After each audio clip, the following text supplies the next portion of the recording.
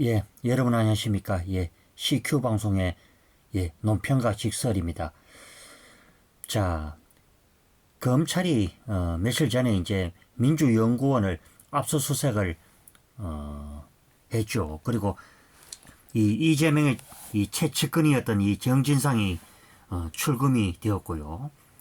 또 민주당에서는 당연히 이렇게 말하죠. 야당 이제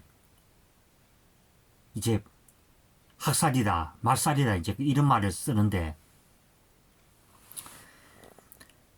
자, 이제 어저께였죠. 어저께 이제 김용희가 쓰던 PC에서 이 문서 파일 확보를 했고요. 이틀째 김을 불려서 8억 용처를 조사를 했다 그러죠.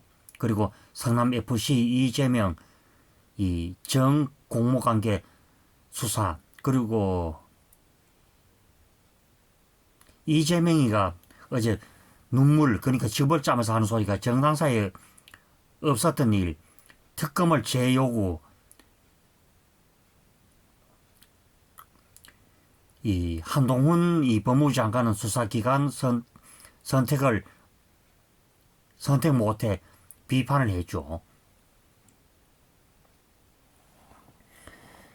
자, 대장동 개발 특혜 의혹을 수사 중인 검찰이 24일 민주연구원 사무실에 대한 압수수색을 진행했다. 19일 더불어민주당이 가로막아 압수수색에 실패한 지 닷새 만이다. 민주당은 야당 말살하려는 것이라고 반발했다. 당연히 죄가 있으면 그 죄를 받아야 되죠. 서울중앙지검 밤수사 3부 부장검사 강백신은 24일 오전 8시, 그러니까 이틀 전이었죠. 8시 45분경 서울 영등포구 여의도 민주당 당사 내 민주연구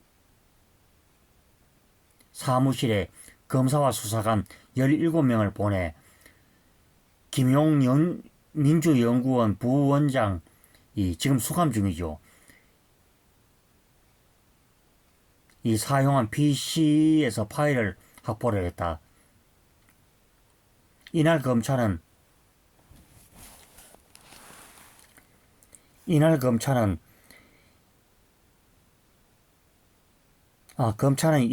오전 민주당사에 도착한 뒤 엘리베이터를 타고 민주연구원 사무실이 입주한 8층으로 이동했다.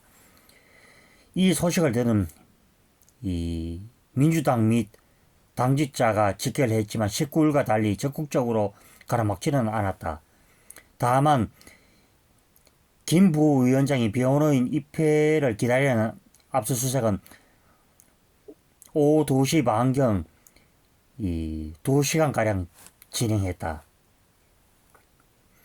민주당은 검찰이 김 부원장이 이 근무를 시작한 4일 이후에 잡성된 문서 4개를 가져갔다고 밝혔다. 이 파일에는 정무직 당직자 명단 등이 포함된 것으로 알려졌다.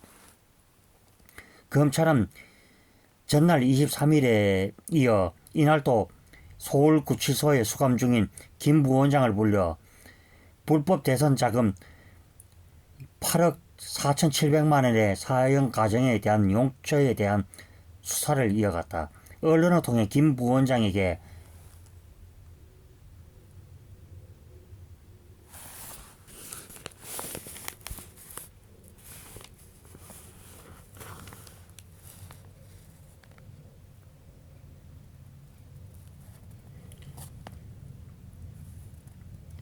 김 부원장에게 이 전달된 이 자금을 전달했다고 인정한 유동규 전 성남도시개발 공사 사장 직물 대리는 이날 대장동 사업의 특혜 의혹의 공판에 출석한 뒤 기자들과 만나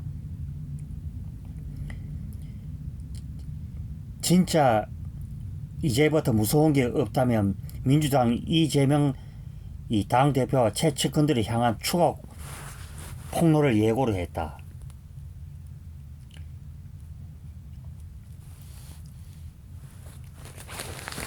그러니까 실제로 따지면 이 사람이 이 유동규가 우리 나이로 이제 한 54살이죠. 69년생인데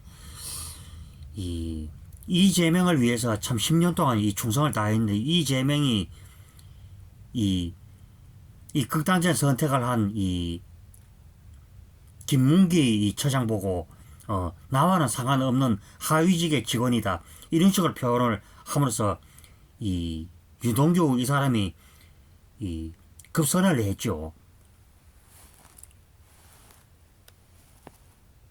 이와 별도로 성남FC 후원금 의혹 사건을 수사 중인 수원지검 성남지청 형사사무부 부장검사 이 유민종은 이 김부호 원장과 함께 이 대표의 최측근으로 꼽히는 정진상 민주당 이 대표실 정무조정실장을 출국 금지했다.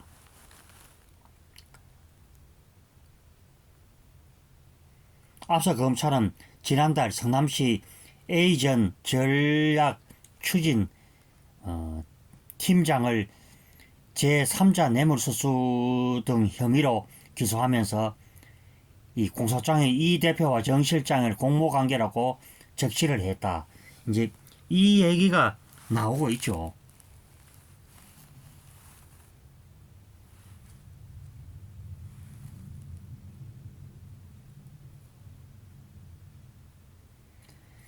정 실장은 풋볼 자금 대선 의혹과 관련해서도 검찰 수사 선상에 올라 있는 상태다.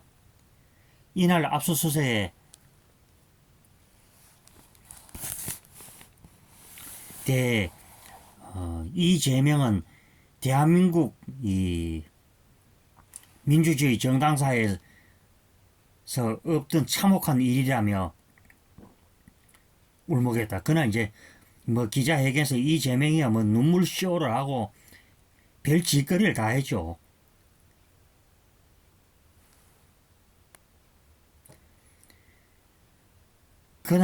이날 오전 당사에 찾아 비통한 심정을 이 침탈한 현장을 외면하지 않고 지켜 바라보았다면 국민 여러분들께서 이 역사의 현장을 잊지 마시고 태행하는 민주주의를 지켜달라. 참 이런 인간과 최근에 이제 뭐 이 양산에 가 있는 문재인 더불어민주당이 이 정상적인 인간들인가. 그때 당시에 뭐 야당과도 합의가 없죠. 뭐 자기들 멋대로 뭐 마음만 먹으면은 날치기 통과를 하고 야합을 하고 했던 사람들이죠. 정말 구역질이 나죠.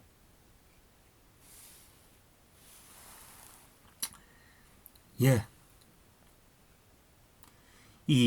지금 이 사건이 빨라지는 것도 유동규, 김만배, 남욱 등등이 이제 그 고백을 터뜨리면서 이 인간은 지금 사면 초과에 거의 빠졌다. 그리고 이제 선거법까지 이제 동원되면 이제 이재명이가 이제 국회의원직까지도 거의 날아갈 수 있는 그런 위기까지 직면을 했죠. 자, 밑에는 보면은 뭐 이 북한 공산 집단이 또 뭐 그러니까 그 NLL 이 침범을 해서 군의 경고 사격에도 방사법 12여 발을 우리 쪽으로 이제 향해 쏘는 이제 적반하장을 보죠. 이런 인간들을 하고는 이 얘기 자체가 아예 안 되기 때문에 우리가 왜 안보를 튼튼하게 해야 되는지 이 북한 공산 집단이 그간에 보였던 이 사건들을 통해서 우리가 이 1948년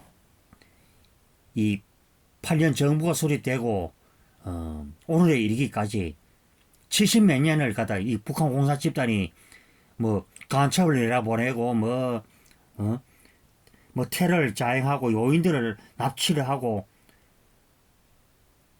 뭐 919 이런 것도 필요가 없죠. 막말로.